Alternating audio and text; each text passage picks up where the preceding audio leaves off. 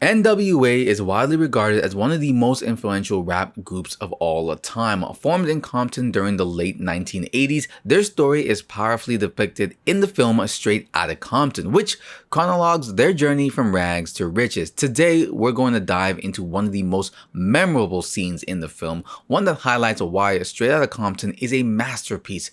To do that, we head to Priority Records. But first, as always, if it's been a while since you've seen the movie, or if you haven't seen it at all but want to follow along, let's do a quick recap. And what does NWA stand for, huh? With attitudes. You're f***ing kidding me. By the time we get to the scene in question, Ice Cube has already parted ways with NWA and is facing yet another industry roadblock. But the movie kicks off in 1986, painting a vivid picture of Compton. We get a city riddled with crime, gang violence, and police brutality. Our soon-to-be NWA crew consists of Eric Wright, aka Eazy-E, played by Jason Mitchell, a street-smart hustler, small in stature but big in presence. His first scene sets the tone for him very nicely, narrowly escaping a police raid at a crack house. Then we got Andre Ramel Young, aka Dr. Dre, played by Corey Hawkins, a dedicated aspiring DJ with big dreams but real-life struggles. His mother's disapproval of his artistic ambitions, because honestly she just wants her boy to be doing good in the world, and his baby mama who isn't thrilled about his absence. Then we got O'Shea Jackson Sr., aka Ice Cube, played by his real-life son O'Shea Jackson Jr., a gifted lyricist with a great ability to tell stories, a tough upbringing. Ice Cube, he's a good guy, but only if you're good to him, and we'll find out why soon enough. Their breakthrough comes with their song Boys in the Hood, which is rejected actually by a New York rap group. Huh? No? Then do the lyrics. Because I'm really losing my patience. All right? Stop fucking embarrassing me, man. Yeah, man. This Jericho rap. Dre convinces Eazy to perform it instead, and the track becomes a local hit. 80 KDAY, and it's Greg Mack with the Mac Attack, and I gotta give it up to my boy Dr. Dre, who's solidifying Eazy-E, Cube, Dre, DJ Yella, and MC Ren as NWA, and launching Ruthless Records into the spotlight. After that, Eazy-E partners with industry vet Jerry Heller, played by Paul Giamatti. Build something big. But you gotta believe in me the way that I believe in you.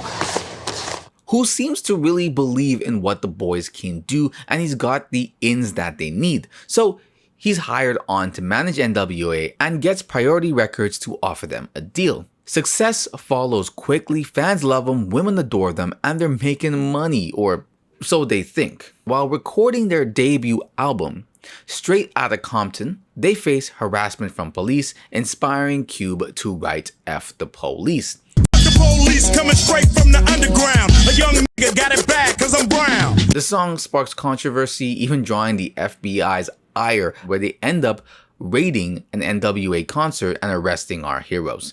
The tension escalates when Cube realizes that Heller is delaying individual contracts and favoring Eazy-E, and insists that Cube sign without legal counsel. Cool, so I could take this to a lawyer or somebody, right? Cube, those guys are paid to make trouble. They're gonna create problems where no problems exist. Jerry, you know I don't know what none of this legal mean. All right, none of us do. So we're gonna need a lawyer before we sign anything. Everybody else has already signed. I thought you knew this. Unwilling to be taken advantage of, Cube leaves the group and releases his debut solo album, America's Most Wanted. Now, this brings us to our pivotal scene, Cube at Priority Records, demanding his rightful earnings. You see, after splitting, Ice Cube was assured if his music crushed it, he'd be good. And guess what? It crushed it. The scene begins with a low-angled shot of Ice Cube standing over Brian Turner, signaling a dominance. Cube's presence is imposing, dressed head to toe in all black, exuding mystery, fear, and authority. Now, I'm only telling you what you told me. If America's Most Wanted blew up, you'd pay me the advance for the follow-up. Now, is that not what the f you said? That is what I said. His outfit contrasts pretty nicely with Brian's neutral fit, symbolizing their power dynamic. Brian's looking way too comfortable and seemingly unfazed. Probably because he doesn't realize what he's about to be dealing with.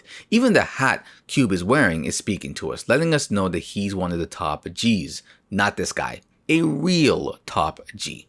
I almost feel sorry for Brian. Said, but it is more complicated than that, Cube. Right there are metrics. Come on, Brian. I got a baby on the way and a house I just paid for off the strength of what you told me.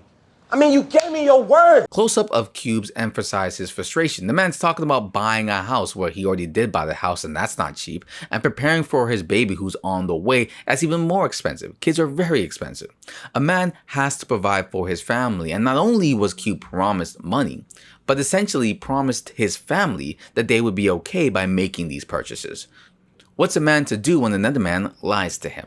Cube, would you just calm down? Calm down. I am just trying to give you what you want. You not? Now, I Ben did the work. I gave you the product. Give me my money, Brian. So some might argue that Cube was naive for not securing everything in writing, and maybe a little bit of truth in there, but trust and respect are key in business.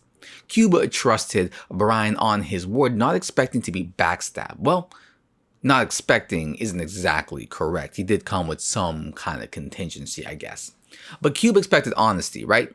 And unfortunately, the industry often preys on young artists, and now he's facing that reality.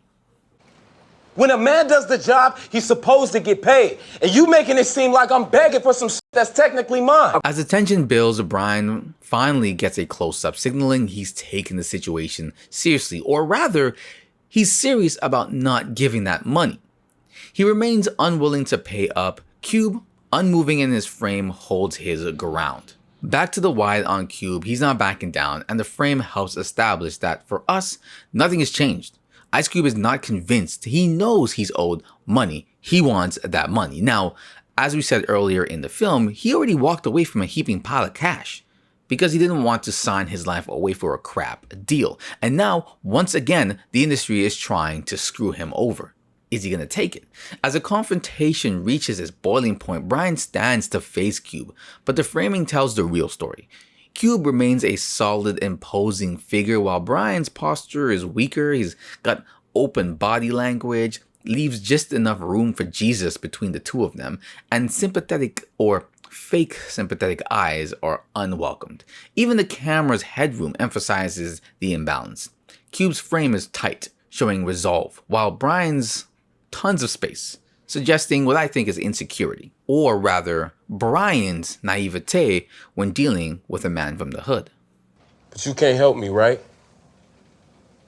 That's what you telling me? My hands are tied, man. So even with this frame, we can see things have kind of shifted a little bit more balanced, it may seem, but really it's not. We have everything that we need to know about Brian's position. That's why we just see his back. We don't see his eyes. We don't even really see his mouth moving or anything like that. None of his expressions are necessary. All focus needs to be placed on Ice Cube at this moment. If we take a look at the last time he walked away for a quick second after a manager tried to screw him over, we'll see that the walk away is in the same power-like frame. Low-angled, sure of himself, ruthless, stretched across his hat. At first, it looks like Brian won this bout, but the angle tells a different story. This time, low-angle king stretched across his hat, and the king has subjects.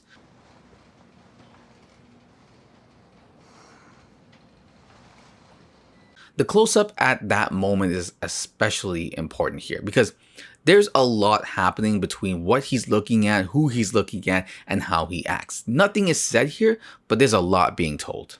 Now, the moment we've all been waiting for, the scene that transitions into a series of continuous shots, making the confrontation feel even more crazy. Great choice. Who doesn't love a perfectly executed one-ers?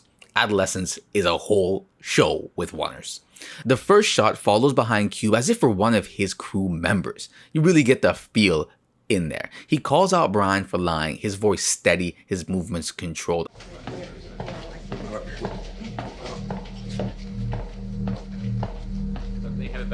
Hey. Should have kept your word, Brian. On top of being a really cool shot, It's really calm in the way it's delivered. No music, barely any sound at all. Kind of the calm before we swirl into a storm. And Ice Cube unleashes his fury on the records. Jesus Christ, man! What the fuck you doing, Cube? God damn! The cut to Brian is brilliant.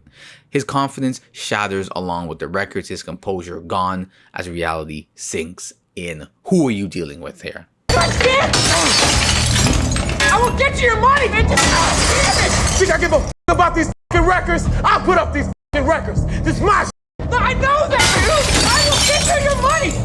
The second continuous shot that follows mirrors the chaos as we spin around following Cube's destructive path, who spins the opposite direction. There's so much going on here. Brian is frozen in fear, clutching a chair in a useless attempt at self-defense.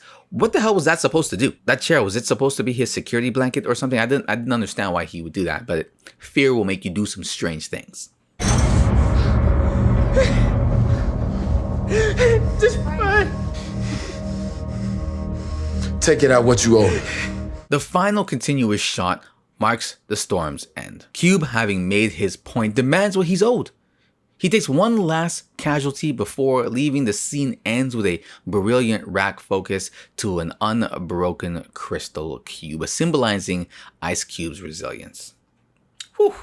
This scene perfectly encapsulates who Ice Cube is, not a villain, but a man who refuses to be taken advantage of. It also reflects the harsh reality of the music industry, where young, talented artists are often exploited by corporate figures.